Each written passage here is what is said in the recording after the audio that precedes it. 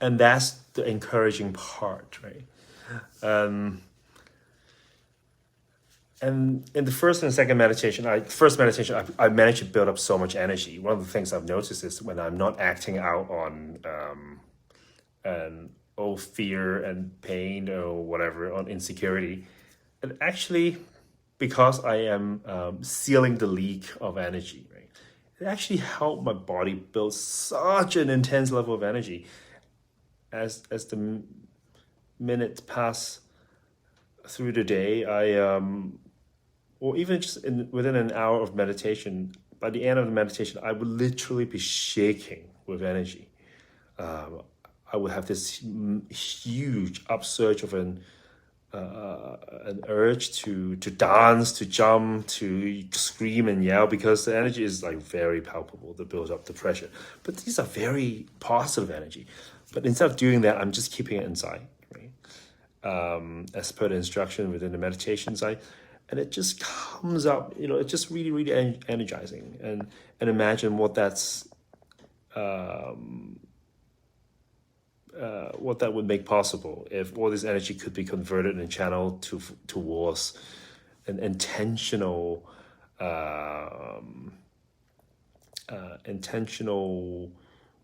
decision, and yeah, that's how changes happen, I think. And in the second meditation, as where we were asked to, or guided to, once again tune into nothingness, to drop our personality, to drop the known, and allow our mind to tune with our intention, our attention, to the space, to the unknown and possibility. And that's a very practical way of doing it in this method, right? Which is to tune into the space that our body and everything else occupies, and seeing reality as not distinguished or differentiated into separate items, people, environment, but as one continuous, seamless whole, right? Then suddenly you go into a completely different state where everything is possible, right? And that's the state when you need to let go of the last vestige of yourself, which is anything that is known, into the unknown. Let's say for me is the heart, right? As I sort of work towards the unknown, I have to drop layers upon layers of, oh, you know what, is this gonna work? Am I wasting my time here? And then sort of those old feelings might come up. Actually, it feels really uncomfortable in my chest or in my solar plexus, not because of my heart, because these days the pain doesn't really come that often, but it's emotional pain. It's there, and as I sort of keep shedding these layers, I become lighter and lighter. By shedding, I actually mean just sitting through them and constantly tuning into the space beyond them, so that I'm always a bit bigger than them. And as I do, it's like I am rebuilding my relationship with them, and they become tamer. As I don't entertain the urge to worry, to check, to shift, to make up story, they're no longer the menace that they used to be. They're no longer nearly as scary as they used to be. Actually, this is a very interesting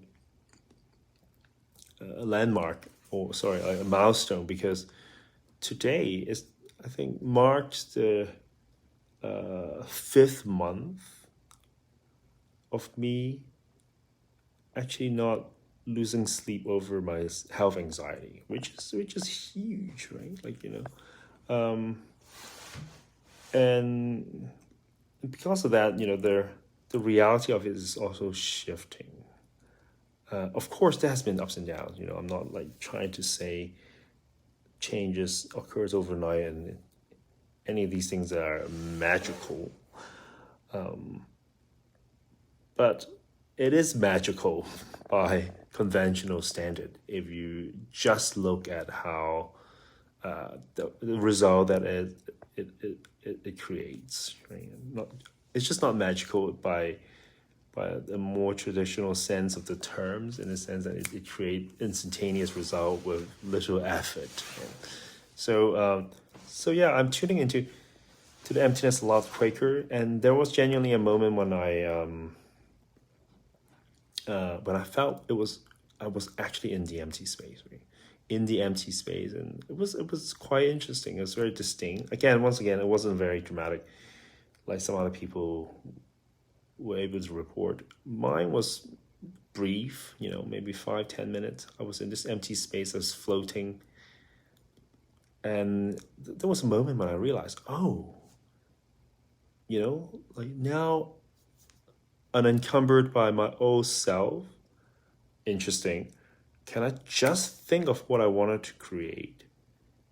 To put that potential in the field, to see what happened. So I just tune into not the possibility, not as a future possibility, but I just tune into the feelings of being whole and complete and happy. And lo and behold, it was just there.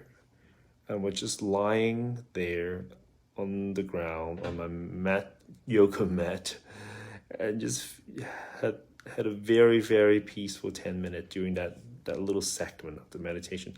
Not just peaceful, but I was tuning into the actual transformation that I'm trying to grow into, and it was just there. And it's incredible. I also lost an item. I lost my sunglasses on the beach. The beach is like huge, right? It's like probably like a mile long, and there were 2,000 people on it. And I was a bit bothered in the morning. I was like, oh damn, lost my pair of sunglasses. How many pairs do I have to lose during the year? But and it took me a little while to walk around looking for them, to no avail, of course. And feeling a bit disheartened, I suddenly got reminded that actually, like I am doing the exact thing that my old personality would do. So I tune into the nothingness by dropping the frustration, by accepting it, allowing it, and just letting it pass through, and dropping the disappointment. Like the magic is lost, my mind is very capable of making up story about how, oh damn, these types of things happening. It means I'm doing something wrong. This whole week is a sham. But so I dropped all of that. It took me a little while, like during the next section of the meditation, we had to do a bit of work, and I remember feeling quite affected by this little event. And also after the good meditation, some of my energy was flagging and I was a bit tired. So I suddenly started building up this disappointment again. And it wasn't until I was really, really, really able to remind myself, and had a bit of pep talk from Dr. Joe, who says that in order to change, we have to. Actually, we simply must grow out of our default. That I was able to come back into, my center. And guess what happened? As soon as I walked out of the hall where we were having our meetings, there lies right in front of me on my right-hand side, literally just like 1 foot away from me, on a sort of countertop. There was my pair of sunglasses, which is right there. So it's interesting, like when I shift perspective, the outcome just come to me. It didn't take anything. I forgot about it already at that point. I wasn't even looking for it. Despite the fact that I had been looking very hard and it not appearing, it actually just showed up when I tried to let go. And there have been a few more examples like this during the last 2-3 days actually. The third meditation was quite hard actually. So talking about this ups and downs, right? So I was again a bit disheartened. So I came back home to my hotel room, and I repeated that, and actually it was fine again. I was like, you're able to actually tune into the deep space. So a lot of these were about persistence and about keeping the spirit, right? And even when it was down,